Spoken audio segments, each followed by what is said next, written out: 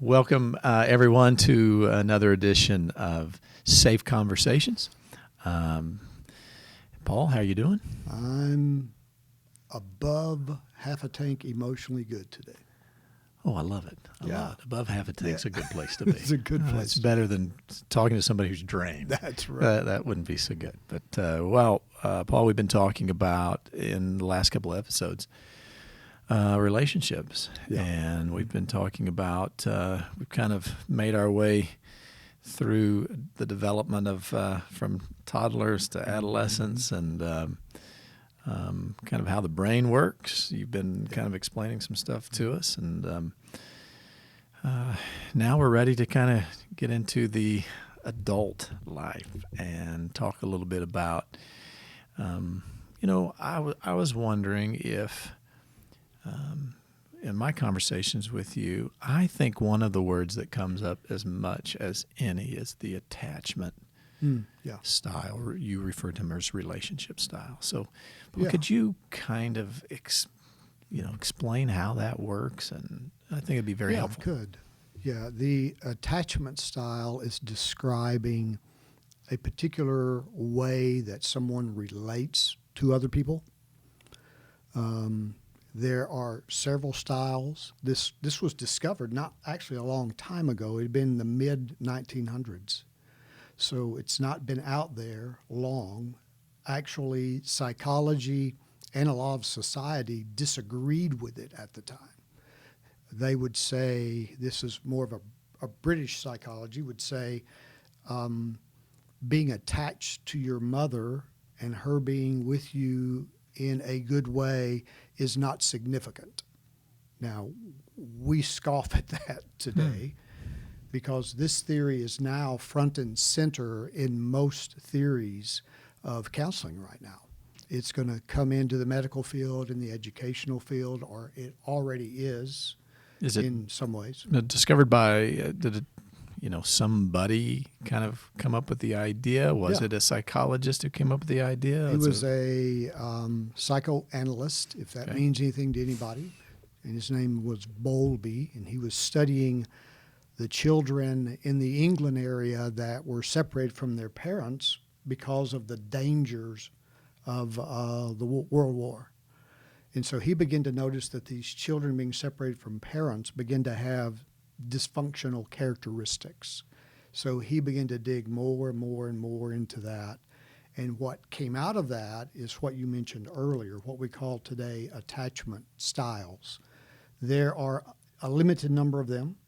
There's a secure attachment style, which means the parent really is a safe haven, a secure base, predictable, reliable, responsive, within proximity or distance and availability to the child. Okay. And that child then takes that relationship idea, style, and they continue that into their adult life until they, not with the secure, but with the other types, till something happens and they decide to work on that. So it's the default. Okay. Whatever it is you get in childhood. Am I just assuming in hearing that's if there is one that is better? That would be the healthier, they would say. Healthier. Good way to put it. Yeah. A second style is called avoidant. The avoidant would have had parents, if we're talking about it from a child's view, would have had parents that could have done and provided for tons of needs, but did not emotionally connect with the child. They'd be the one that would diminish emotions, maybe because they're uncomfortable with them. They'd be the ones that would push in some ways the child to be independent probably a lot quicker than we would want them to, at least our knowing today. And again, this knowledge, though it's been out there a little while, has not been real available to the public till probably the last 5 to 10 years. Paul, you were thinking there. I was thinking, and this, to be honest with you, this fascinates me because obviously in the ministry, we're dealing with individuals who come in oftentimes to see us, and to be honest, most of the time people come to see me, it's not a theological question they have. They don't have any question about the Bible whatsoever.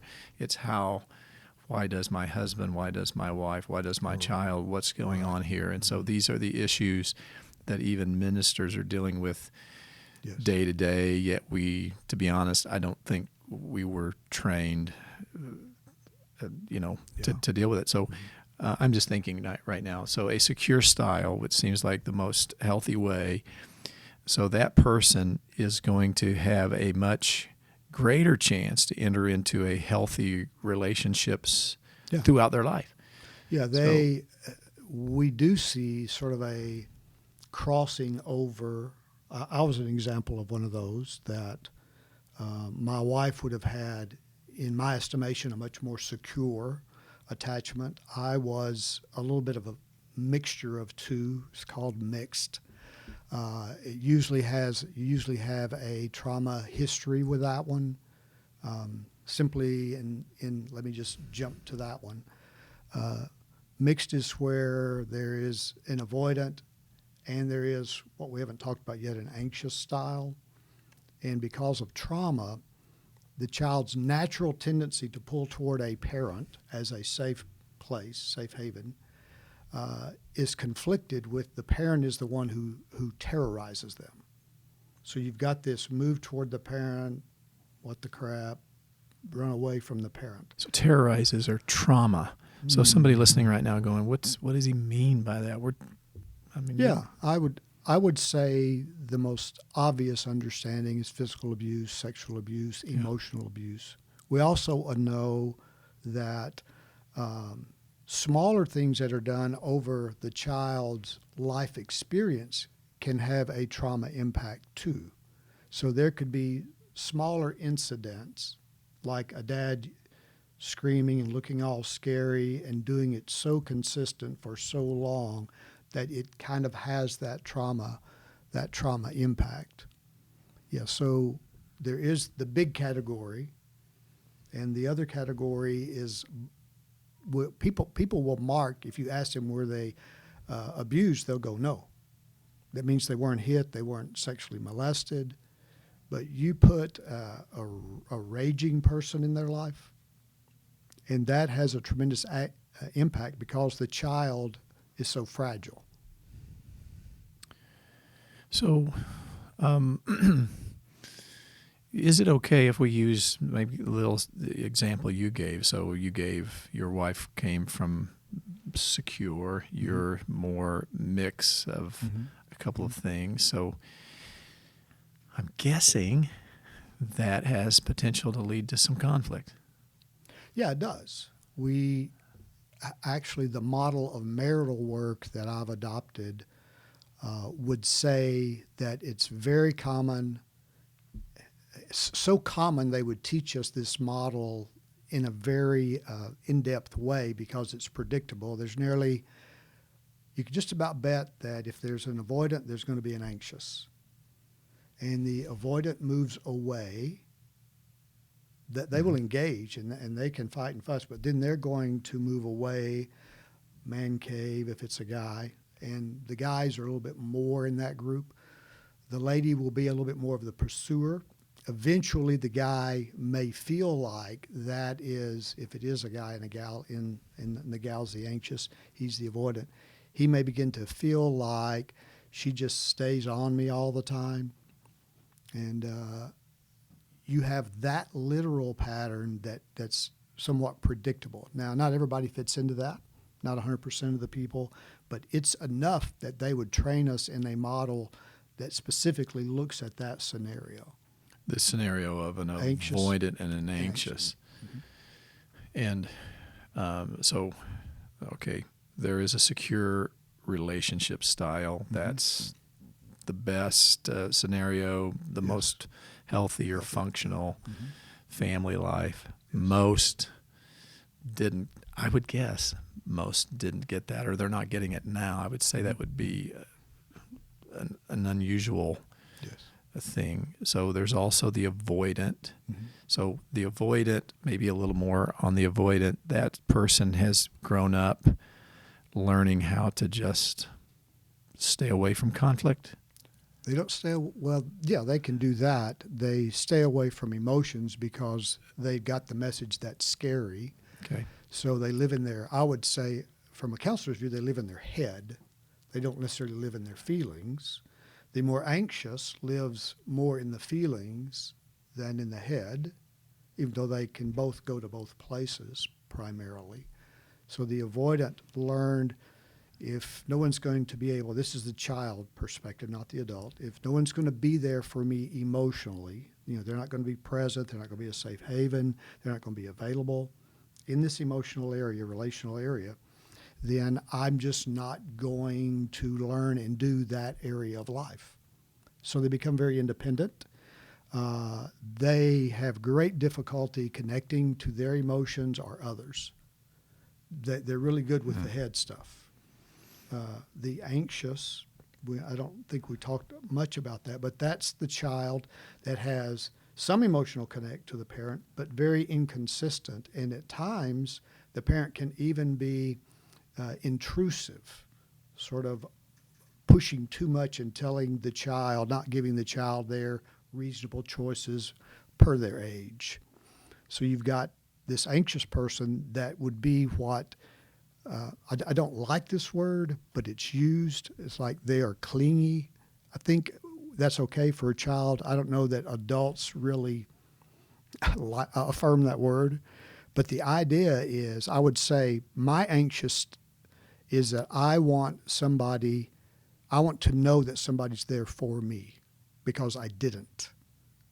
That's the anxious. The avoidant has been trained so well, they don't even know they needed anyone. So they're not often the candidate, except under pressure, for counseling. Why would I come? Right. I'm independent. I've got it all under control. And now that's a mechanism that protects, is what it does, because you're going to have connect at some point.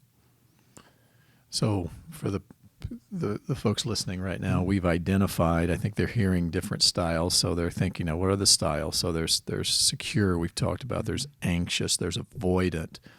And then there's a fourth one. The mixed. The mixed is when there's trauma, I mentioned that, and that the child has this real difficult and challenging, just hard experience of naturally being pulled to a parent, but also experiencing a terror from the parent at the same time. So, and usually if the trauma is severe and they are mixed, they are people that learn to compartmentalize in such a clear way that they don't have access to it. We call that dissociative. There literally is, it's not just a door to it, there's a wall. And very, very difficult because they're just functioning out of certain dimensions of themselves. So that's more extreme. Maybe for them, in order to survive, they had to. That's what they did. They built that wall, and they don't go there. All the styles are survival mechanisms. It's what do I do to get as much of my needs met?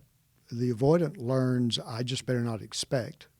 The anxious is hopeful, kind of pressing in, almost like the husband and wife. I need that until that doesn't work. The secure has a certain stability in themselves and in the relationships around them that provides them some of that healthiness. The mixed just has a real difficult time, and I carry somewhat of that mixed, but am primarily anxious.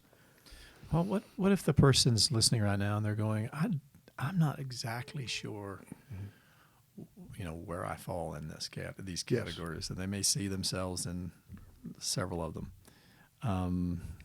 Is there something you could say to them that might help them kind of figure out, kind of self-understanding, maybe helps them understand themselves, and even might help them understand their mate?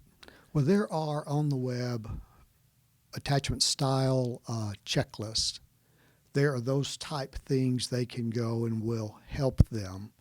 If they were to look up attachment styles on the web, and if they were to plug in attachment styles, 4, trying to kind of give some limits on the search, it will describe these way too much. I mean, there's a lot of psychologists, counseling type people, developmentalist educators out there. And if they read several of those, they'll get a bit of that flavor for that. But if emotions, here's some highlights. If emotions are uncomfortable, think of that as a primary thing with the avoider. Okay. If you're high independence, like I don't depend on other people, that's another indicator.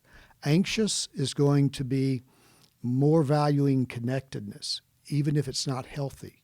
Any type of connectedness is valuable. They're going to be one that has difficulty trusting, another feature of that. Even though I am connected to you, I'm not sure because of this original model that I'm carrying.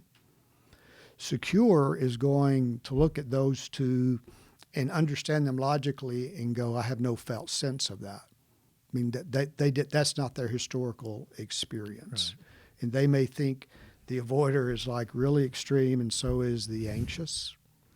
And this is what I'd say to people. If you look at your life in the context of birth to whatever age you are, it would really benefit anyone to know the early history that laid the foundation for the relationship style they have today. Not just for knowing your style, but if you can know another person's style, that'd be of a lot of benefit. How do I relate to this person? Yeah, maybe for an example real quick. Let's say, we're sitting here listening, and part of me, I'm thinking of questions, and I'm evaluating myself. Mm-hmm. Like I've got myself pegged here as I fit the avoidant really well, I think. So let's say you're an avoidant, and maybe you're with mixed. Mm-hmm. So what are some of the things that problems you see common in that kind of thing? If I can shift that to a little more anxious than mixed, Sure. There's a larger percentage of the audience that may, if that's okay. Oh, yeah. Okay. However, yeah. Yeah, because here I'm looking at the adults through an attachment lens. And I am not focusing on, to me, I'm aware of secondary emotions that are circumstantial, but I believe there is this drivenness for attachment that they learned early.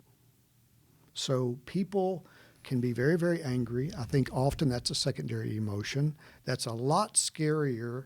It's a lot scarier to be vulnerable down here because vulnerability is what it takes to connect to attachment needs.